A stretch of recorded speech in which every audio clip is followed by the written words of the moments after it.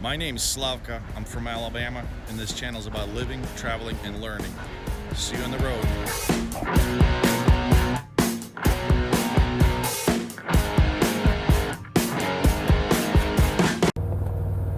Hello, boys and girls.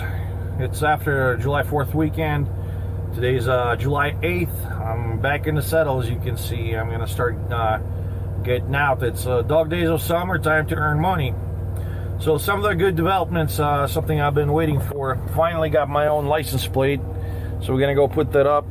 It's nice to see my own cab card, registered just to me. A registration from my own truck, registration from my own trailer.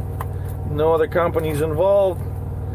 Having my own truck title, my own trailer title. So it looks like I'm winning in this owner-operator game. So the only thing that's not my own is authority. I'm running under a company for 4 years now. They dispatch me, and I'm using their authority, but that's the only thing. Otherwise, both tractor, trailer are mine, my own license plates, my own IRP accounts. I pay my own taxes, so we're completely separate. And in the near future, I don't see myself getting my own authority and proceeding further. There's just no financial incentive for me to do so. The company I'm currently under, and I've been working with them for 4 years, they only take 10% off the gross income. And they have excellent dispatch team. The owner is a good friend of mine. Very reasonable people, and I enjoy working with them. And it's just financially, it just would not make sense to open my own authority with one truck. I don't have intentions of expanding or anything of that nature. I just want to drive my truck whatever I want to go, whenever I want to go, and that's exactly what's been happening the last 4 years.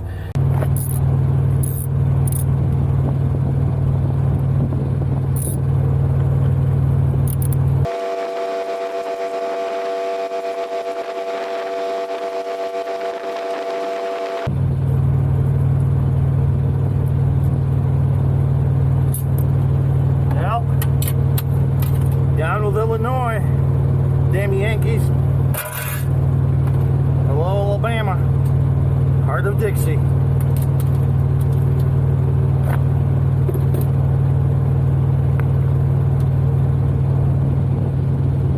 And yes, I do have pornographic license plate holder.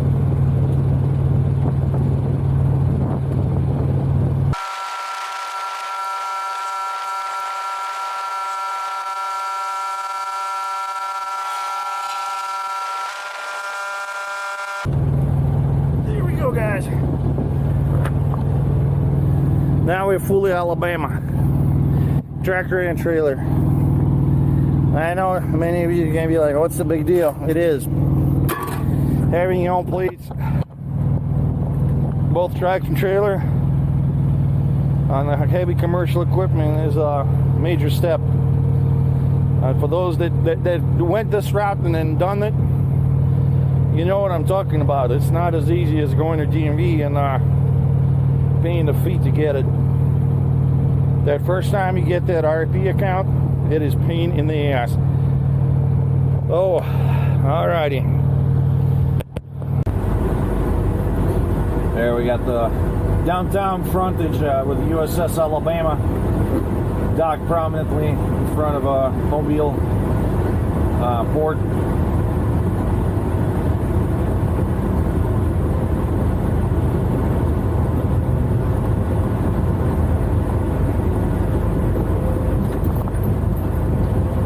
And I-10 is another parking lot. Oh man, I don't know what it is. I think people enter the tunnel and just freeze up. I've seen a person go full stop just for no reason. Just they get in the tunnel and panic attack, claustrophobia. I don't know. Yeah, it's pretty cool battleship, and there's a museum there. There's Naval Aviation, Coast Guard, different stuff in there. Our kids go there for their school field trips.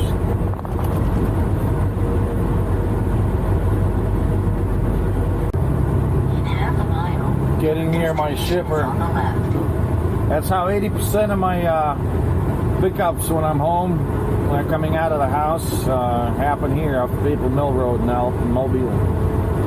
It's pretty much the port, the paper mills, everything here in one convenient location. If it ain't here, you deadhead a couple hundred miles, that's for sure.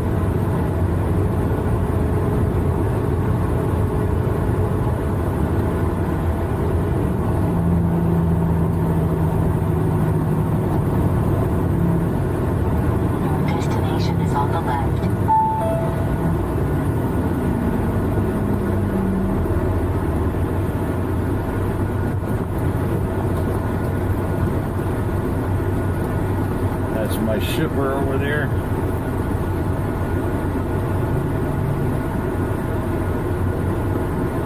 Try to get around this guy, but not to block him.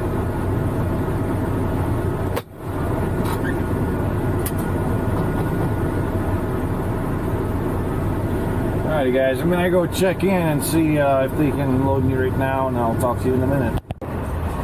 Well, we got ourselves a load of looks like Xerox paper. It's going to be heavy.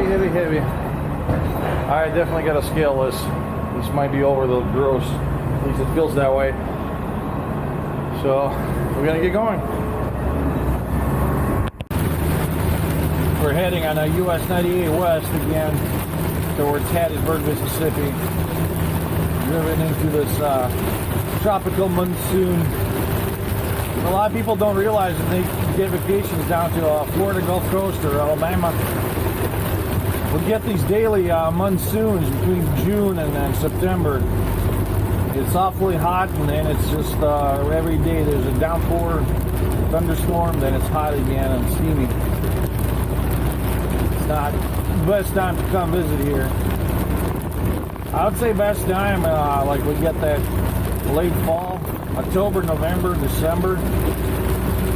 Temperatures usually still in during the day in the 80s and at night low 70s, and it's you get those days when it's not humid and it's beautiful.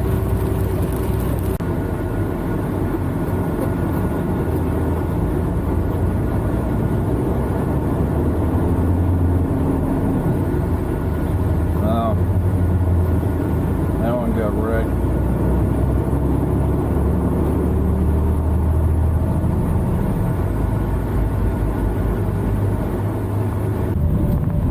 Crossing the Mississippi River once more. I even lost count how many times I already crossed it this month. But we're getting into Louisiana right now. We're just exiting Vicksburg, Mississippi, and gonna be in Louisiana. Today's kind of rainy day. It's mostly thunderstorms coming off the Gulf of Mexico here. We're heading towards Dallas, Fort Worth. We're going to pass it later in the afternoon. And I'm thinking for the night, going to stop at Wichita Falls, Texas. But yeah, second night after leaving home. I don't know what it is. Like it happens to me every time. The sleep schedule is all messed up. I went to bed fairly early last night and then woke up around 3 a.m. Just couldn't sleep. One thing and another, and just today kind of feeling, you know, I can't say tired, just not collected and not focused, I suppose. So, but luckily this load is fairly relaxing schedule compared to the last one. We only have 1,000 miles to go and we got to be there Sunday noon, so. We'll knock out 500 miles today, 500 miles tomorrow, and we'll be there. Well, we're in Shreveport, Louisiana. I think I'm going to need a chiropractor. Every time I go through this, the roads here are terrible. Their concrete is just choppy as hell and just bouncy. My back is, I can feel it. I don't even understand how it's possible to have a road this bad. I think Louisiana takes the cake for shittiest roads all in the United States, and there's some bad ones out there, but Louisiana's definitely number one on my list as far as the the roads that will cause you to lose tires, or your shocks will leak oil out after you're done traveling, load shifting. It's just all around bad.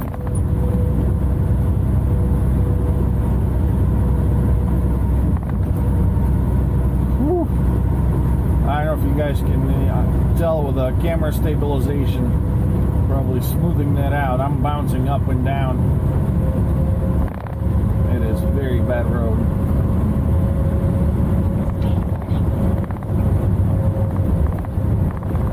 Anyways, we're gonna be in Texas pretty soon. I'm gonna stop and get some fuel right now, get a 30-minute break, continue our trip.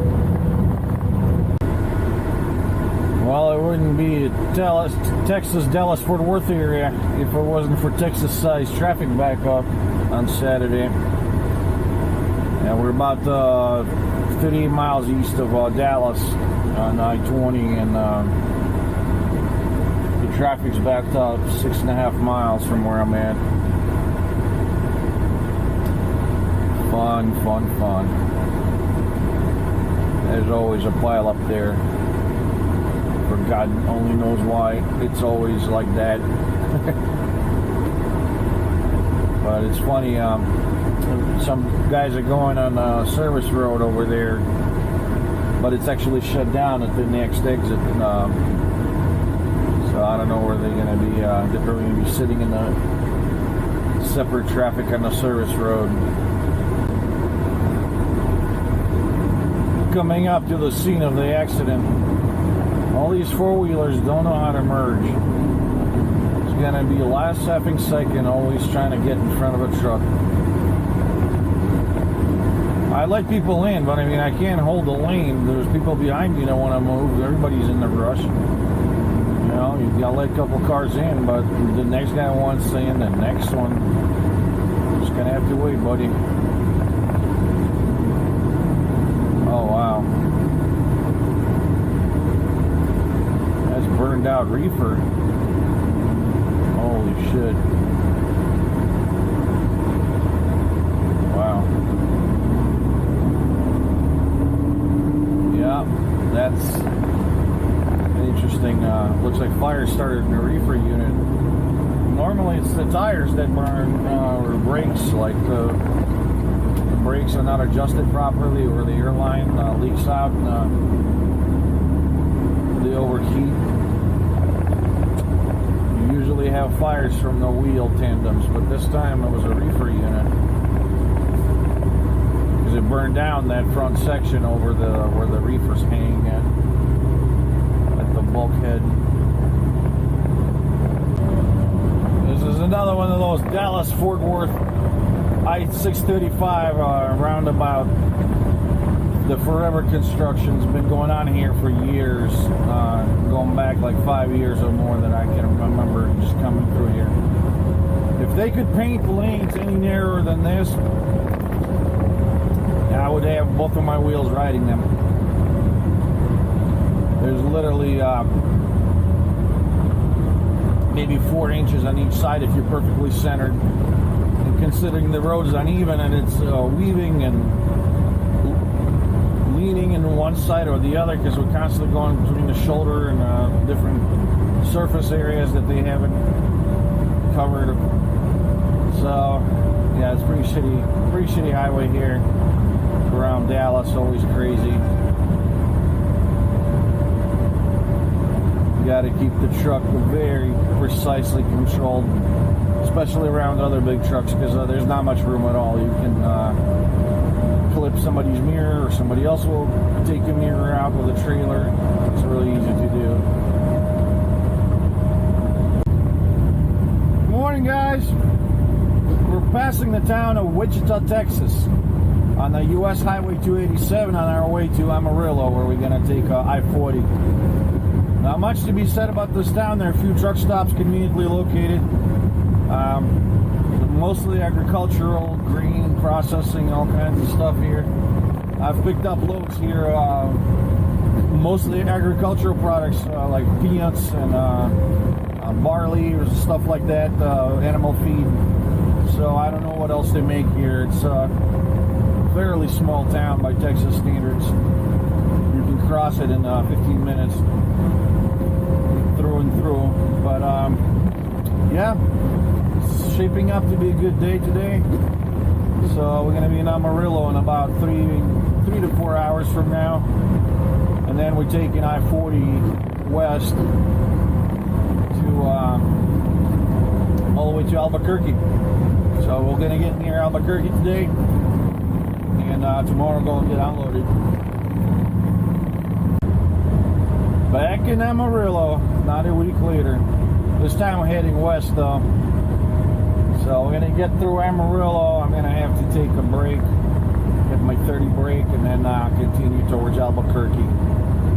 We're almost 256 miles left to destination, so where I'm going to park for the night. Looking forward to that hot shower tonight. It's going to be awesome. As usual, construction here. Everyone wants to go faster than the next guy. So we'll just take it slow and easy. And once we get out of this construction, it's back to 75. So we'll just continue that way through rest of the Texas and then into New Mexico. It does get somewhat hilly on the New Mexico side, but generally not a problem unless the traffic is super heavy. When there's heavy traffic, you get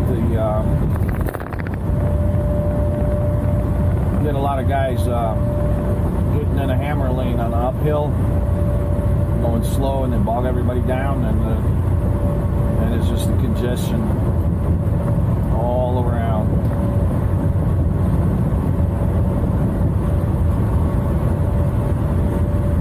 You ask, why am I in the left lane? Very simple. It's construction zone, so people need to merge in and out. If I'm in the right lane, I'm blocking a lot of this traffic, and God knows people don't know how to fucking merge. They come out in front of semi going 30 miles per hour, expecting 40 tons to just stop on a dime. I don't even know what they expect, to be honest with you. I'm just postulating here, but the reality is that if there are 3 lanes, I'll go in the center lane.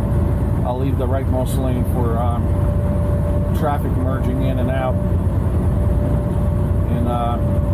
In the construction zone, there's really nowhere to go. If you convoy up the right lane, which a lot of trucks do,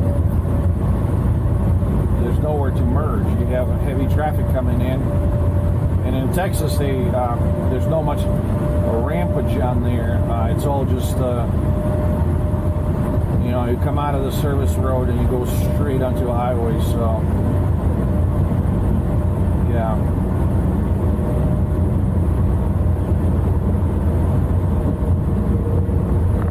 There we go. Back to 3 lanes.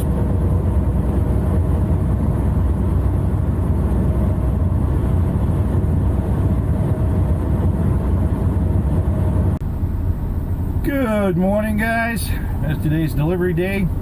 We're about some 30 miles from our delivery point outside the city of Albuquerque, New Mexico. It's always a good morning when it starts off with a hot shower and breakfast. We're not in the rush today. The receiver delivery window is between 10 a.m. and noon, so we're going to get there in half an hour, get unloaded, and then we're going to head out for the next load, which I already have, and I'll talk to you about it later. It's going to be an interesting one. So anyways, let's keep going, guys. Well, we're descending down into Albuquerque City Valley, crossing the Santa Fe Hills, and getting down there. The city's at the bottom of the valley. This Albuquerque is kind of interesting. I think it's kind of big, small city. I can't explain it. It's fairly large for New Mexico in this area, and it's sprawled around on the hillsides everywhere. More importantly, the rush hour is kind of very specific hours. Like, everybody's going to work between 7 and 9 a.m. and then again between 4 and 6. So I timed this so I'm just after the most of a rush hour eases up in the morning. Now we're going to be going down this hill for about 6 miles. It's a twisty turny until you're down at I-25 and the I-40 junction. That's basically city center.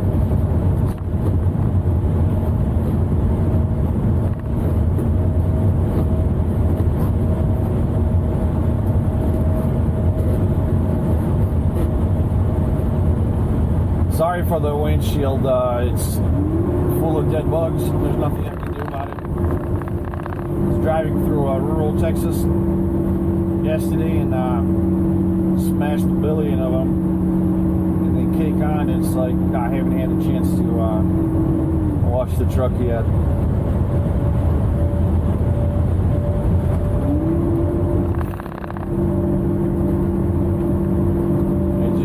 That noise is a Jake brake working hard to keep me controllable speed. We're descending at the speed limit of 65 miles per hour right now, which is more than plenty. When you're going downhill, you want to have a lot of free space in front of you, just in case there's a traffic stoppage or something like that. You can see it and slow down safely. Unlike four-wheelers, the cars you're used to, these trucks, especially downhill when you're heavy, it takes a long time to stop. There's a lot of energy. So, looks like we're entering construction zone there. Traffic slowing down.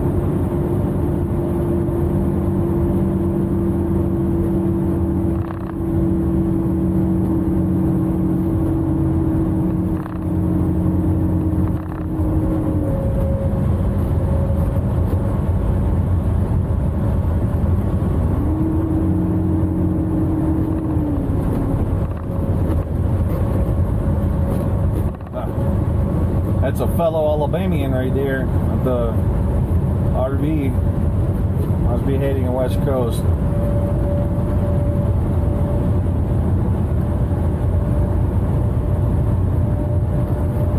Well, you're not in the rush. Rush is the worst enemy of any truck driver.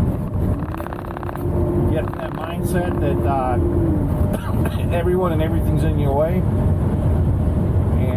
It's terrible. It's stressful and it's dangerous. So you kind of like through the day, I have to remind myself that, you know what, I'll get there when I get there, as long as I get there in one piece. That's all that matters. And it takes a lot of self control to not fall to the spell of wanting to just rush. That's why I generally hate loads that make me rush. Like the loads that I should have been picked up yesterday and we just picking it up today. Sometimes it's due to the brokers. Sometimes, other times it's just things happen just the way they are. Anyways, I gotta take a phone call, guys. Well, I'm not sure if the last clip that I made coming in here worked, as I found out my camera locked up. Never done this before. It was just everything was frozen. I had to pull the battery out. Anyways, we're at the receiver. They told me just nose in there and they're gonna open the gate. I don't know if it's a good idea, but we'll figure it out. There's very little space here. Oh, there we go.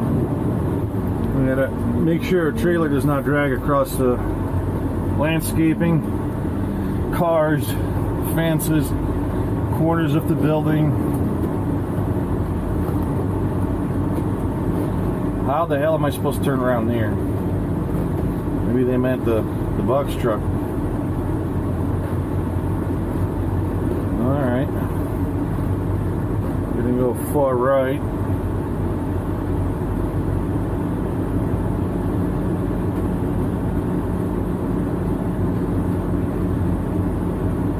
Oh man, there's no effing way this truck's gonna make it here. These people smoking crack.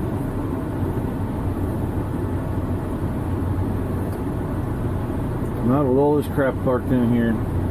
I think they just get all of these box trucks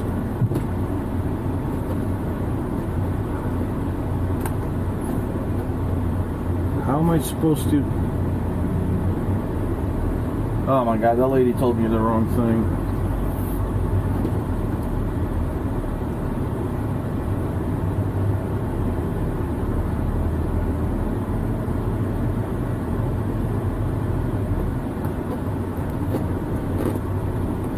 Gonna have to go inside and find out.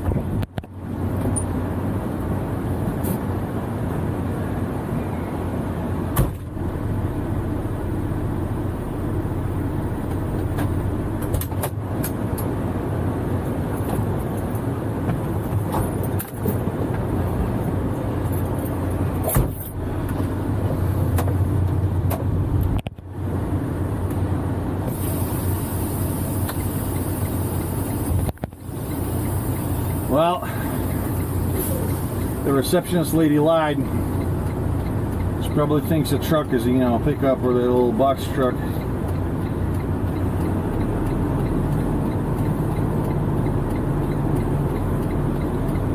So now, we gotta back out on the street and I can't really tell if there's traffic.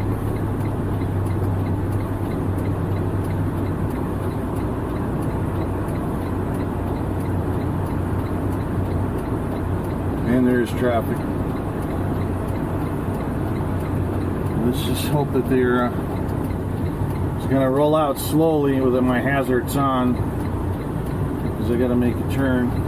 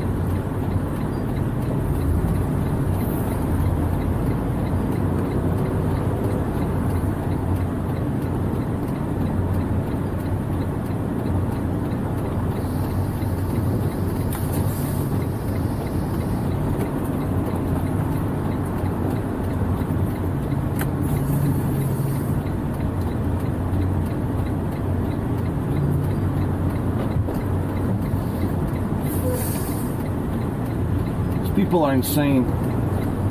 They're just rushing to get behind this truck.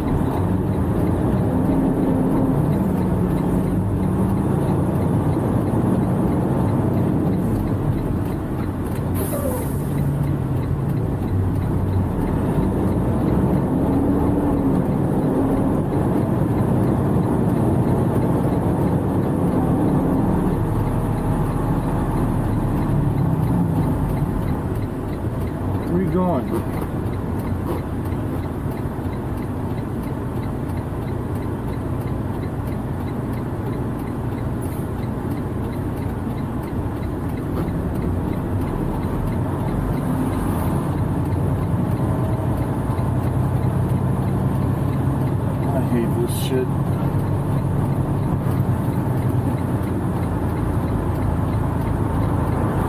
Parked cars, fucking retarded traffic. And you know, I wish this business would have had one fucking sign. One. It says, enter here, exit there. Like, none. The receptionist tells you fucked up things. Creating all this shit. And there's nowhere to turn around in here. I just looked up on the map. And there's no parking lot big enough for this truck to do a 180.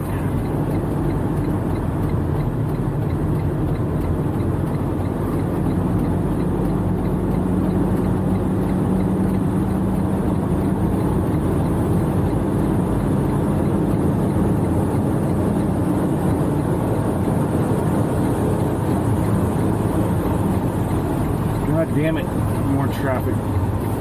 They just stand there like fucking deer with the headlights.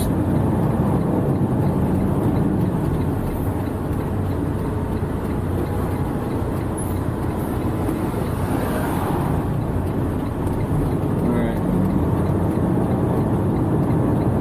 Let me in.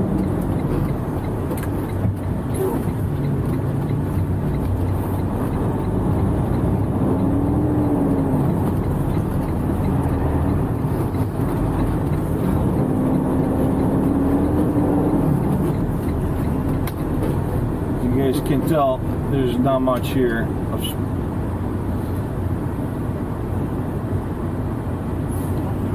Duck to? Alright.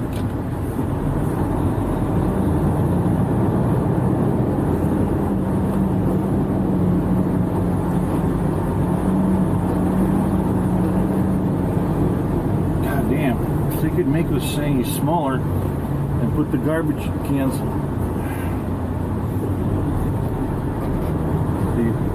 Places like this, you really gotta watch out. Yeah, you can easily rip this side. God damn, that's close.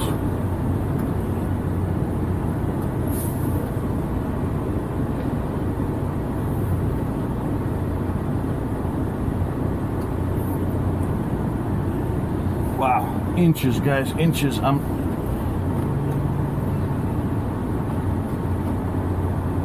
made it. There's dock 2 right there.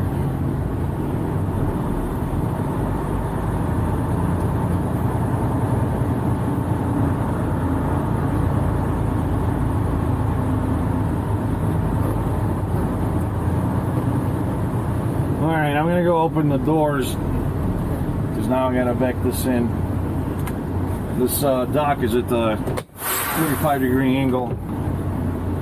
That's the only way the truck will fit. Yeah, not my favorite receiver here. There's absolutely no space for big trucks.